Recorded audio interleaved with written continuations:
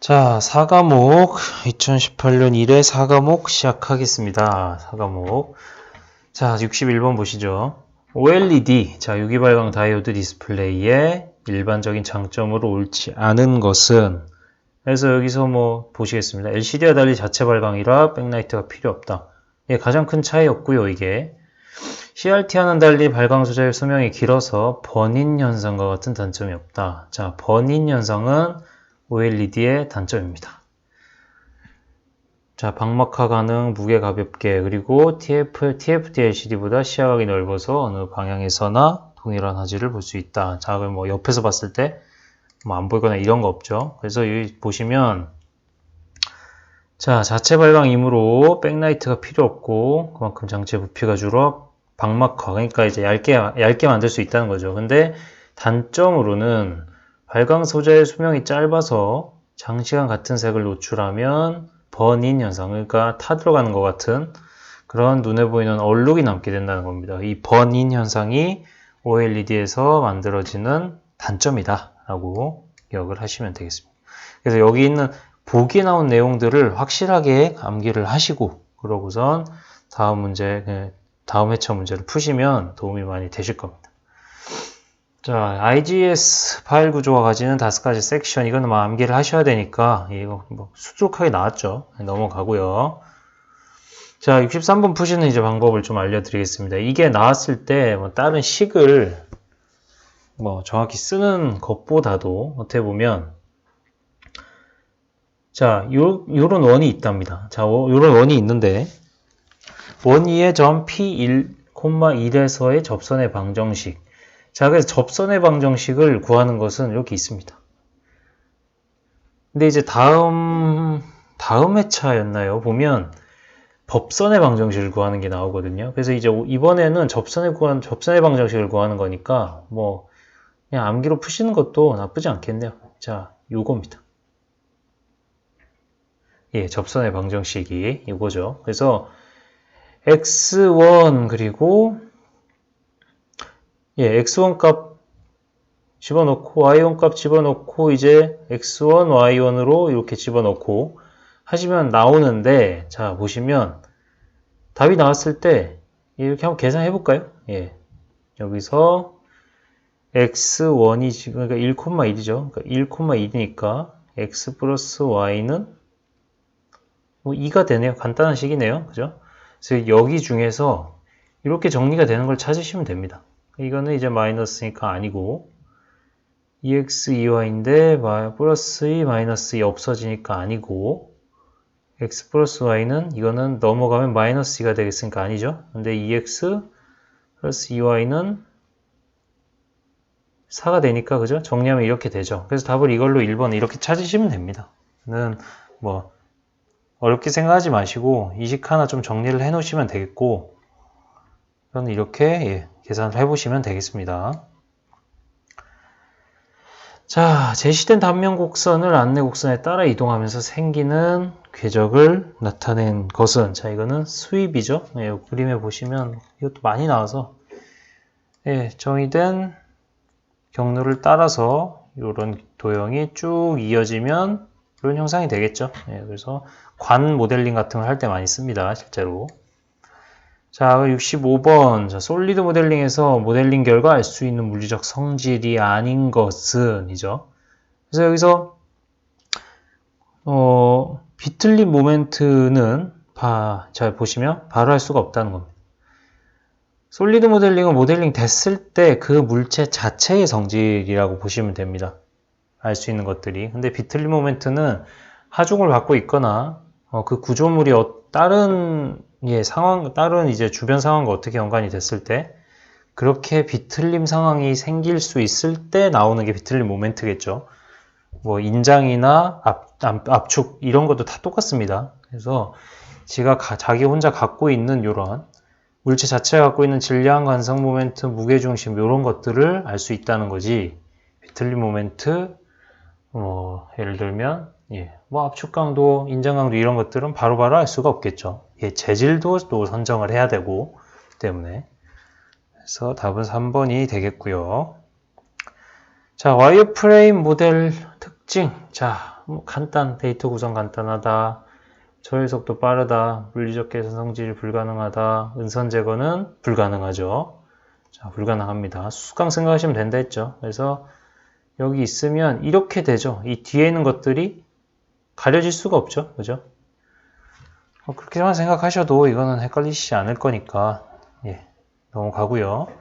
자, 67번 컴퓨터 그래픽스에서 3D 형상 정보를 화면상에 표현하기 위해서는 필요한 부분의 3D 좌표가 2D 좌표 정보로 변환되어야 한다. 그렇죠. 이제 우리가 3D를 보고 있는 것 같지만 우리가 보고 있는 화면 자체는 평면이죠. 2D 공간입니다. 어떻게 보면.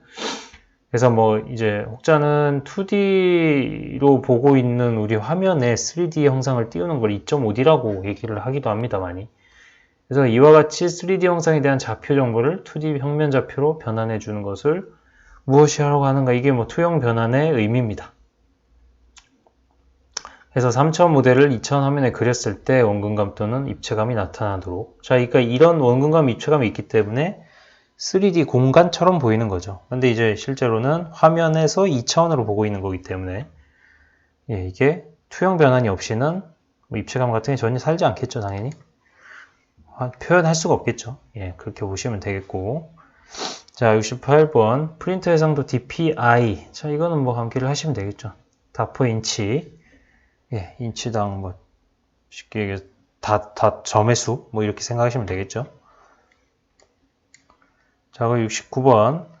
자, 2차원 평면에서 y는 3x 플러스 4 직선에 직교하면서 점 3,1을 지나는 직선의 방정식은 자, 보시면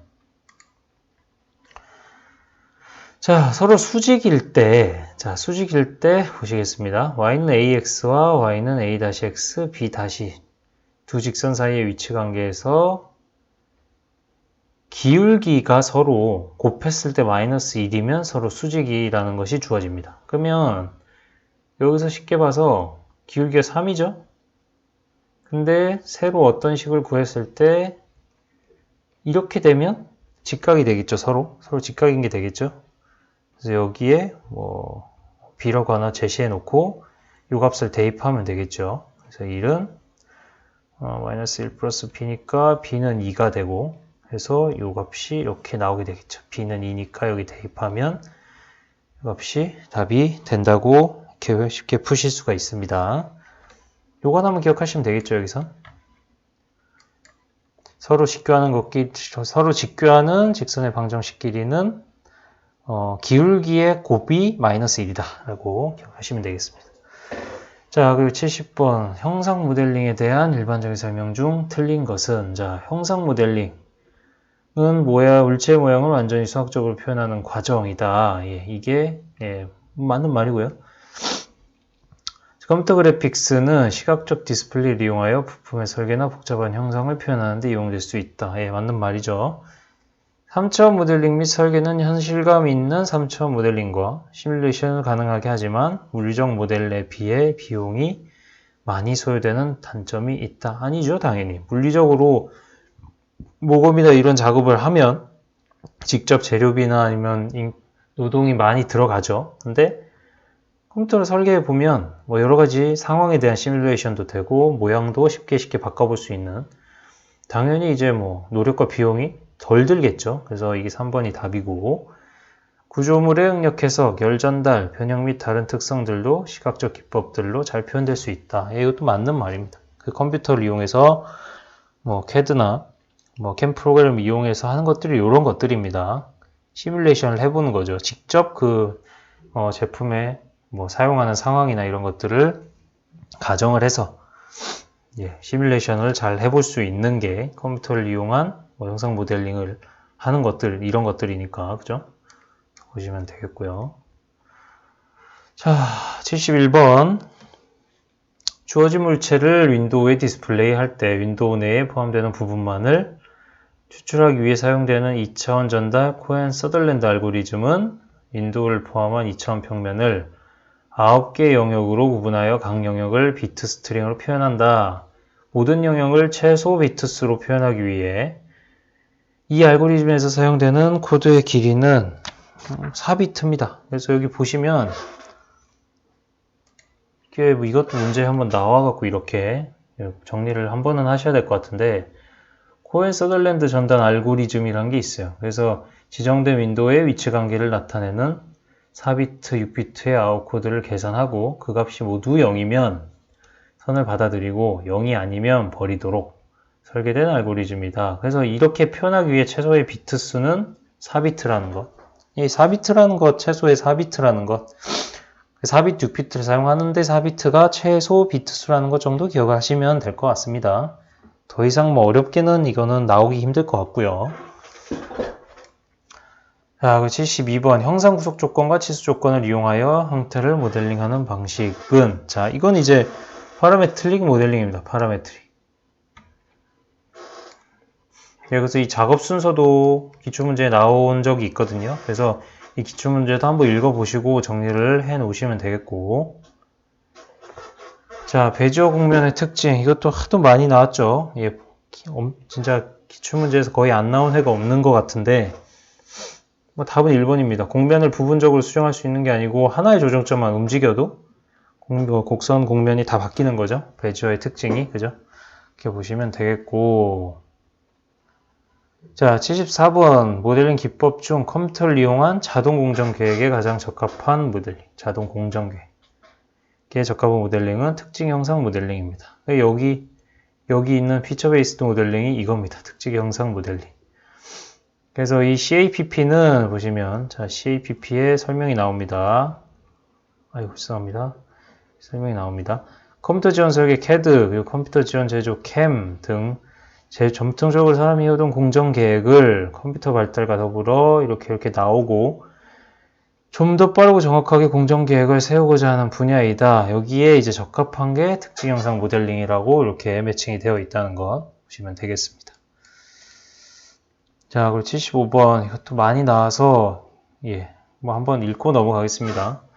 CSG 방식과 비교할 때 비랩 방식의 특징에 해당하는 것은이죠. 비랩 방식의 특징에 해당하는 것은 그래서 메모리 용량이 적다 아니고요. 파라메트릭 모델링을 쉽게 구현할 수 있다 이것도 아닙니다. 근데 삼면도, 투시도, 전개도의 작성이 용이하다. 자, 이게 예, 큰 특징 중에 하나라고 했습니다. 자리 구조가 단순하다 아니고 그래서 자 비랩 방식의 장점 보실게요. CSG 방식으로 만들기 어려운 물체의 모델화에 적합하다. 어려운 물체. 화면 재생 시간 자 이거 주의하셔야 되는데 했죠. 화면 재생 시간은 적게 소요됩니다. 이렇게 작성도 용이합니다. 전개도의 작성들. 데이터 상호 교환도 용이합니다. 근데 화면 재생 시간은 적게 소요되는데 메모리가 많이 필요합니다. 그러니까 이게 계속 말씀드리지만 두 개가 굉장히 뭐 반대인 말 같죠. 어떻게 보면. 근데 잘 기억을 하셔야 됩니다. 화면 재생 시간은 적게 소요되는데 메모리는 많이 필요해. 이렇게 중량 계산은 곤란하다. 뭐 이런 것까지. 자, 76번. 자, 이거는 뭐 너무 간단한 거라서 넘어갈게요. 요거 이제 요 구조 표준형 방정식 기억하시면 되겠고. 자, 77번 CAD 소프트웨어의 기본적인 기능으로 볼 수 없는 것은 자, 요거는 이제 답은 4번입니다. 가공정보 제어 기능은 자, 가공정보를 제어할 수 있는 기능은 캠에서 할 수 있겠죠. 캠 프로그램에서 가공정보 그러니까 가공할 때 가공할 때 이제 작업자가 지켜야 되는 기본 정보들을 제어할 때는 캠에서 작업을 해야 된다는 겁니다. CAD에서는 형상이나 이런 것들을 조정하는 거기 때문에 가공 정보까지는 다루지 않습니다. 78번 일반적인 B스플라인 곡선의 특징으로 틀린 것은이네요. 예, 틀린 것은 자, 보시겠습니다. 곡선의 차수는 조정점의 개수와 무관하다. 곡선의 형상을 국부적으로 수정할 수 있다. 예, 국부적으로 수정이 가능합니다. 원, 타원, 포물선과 같은 원축 곡선을 정확하게 표현할 수 있다. 예, 없습니다. 이게 답입니다. 이런 것들을 표현할 수는 없고요, 정확하게. 조준점의 수가 5도와 같은 비주기적 균일, 비스플라인 곡선은 배지어 곡선과 같다. 그래서 이런 말들을 예, 기억을 하셔야 됩니다. 비스플라인 곡선에서 이제 기출에도 많이 나온 키워드는 요거였죠. 곡선의 접속성과 제어성이 편리하다. 요거. 여기 가장 중요했고, 꼭지점의 위치를 이동하여 곡선의 형태를 수정하여도 연결성이 보장된다.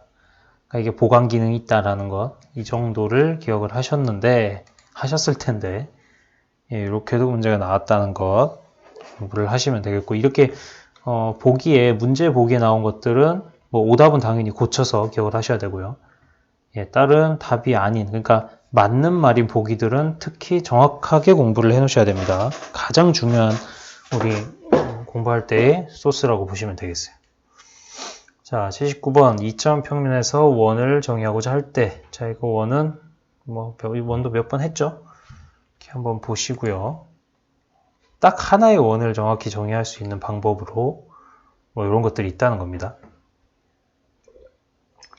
자, 여기 80번 누산기, accumulator라고 많이 읽습니다. 누산기에 대해 올바르게 설명한 것은, 자, 이거는 레지스터의 일종으로 산술연산 혹은 논리연산의 결과를 일시적으로 기억하는 장치. 예, 요게 정답입니다.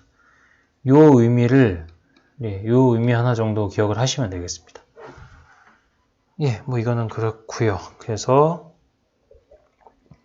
예, 4과목은 여기까지 마치고 다음 시간에 2회 들어가도록 하겠습니다.